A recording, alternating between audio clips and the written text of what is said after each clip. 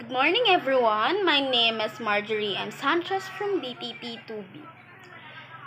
Examples of norms, beliefs, social behavior, laws, and arts in our community that is unique to others, I think, is if you are eating, mas gusto ng family dito sa community namin na sabay-sabay kumain. Kahit yung ibang members ng family ay may work, kailangan i-wait pa rin sila para makakain ng sabay-sabay. I think kasi sa ibang mga community is siguro dahil sa sobrang busy, yung iba nauuna ng kumain, yung iba naman ay hinihintay muna kung kailan sila magiging free para makakain. Ayun. Then, I think also sa pagkain is dito sa community namin, bawal kumain ng maingay sa pagnguya. Kasi lalo na yung mga matatanda, nagagalit sila pagka narinig nila sa pagkainan na maingay kumain yung ibang members ng family. Ayun.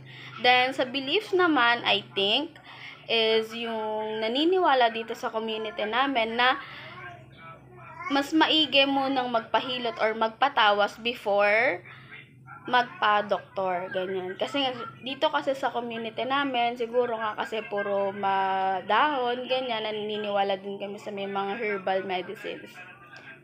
Na una dapat munang gagawin before ka magpa-doktor, ganon.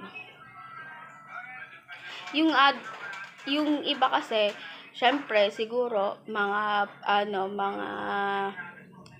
nauuna na magpa-doktor. Syempre, check up agad yung gusto nila. Dito sa amin, pahilot muna or patawa sa mga maghihilot bago ka magpa-doktor. Laga muna ng mga iba-ibang damo, ganyan. Lalagyan ng langis, ididikit, ganyan. Ayan yung mga napapansin kong unique dito sa community namin. If ever man na hindi unique, hindi ko rin kasi alam kung may mga ibang gumagawa niyan sa ibang community. Pero sa amin, alam ko na ganyan yung ginagawa sa amin. Ayun, sa ibang mga terms naman, wala naman ng ibang unique dito. Kasi nga, syempre, yung iba pare-parehas naman. Ayun, yan lang. That's all. Thank you.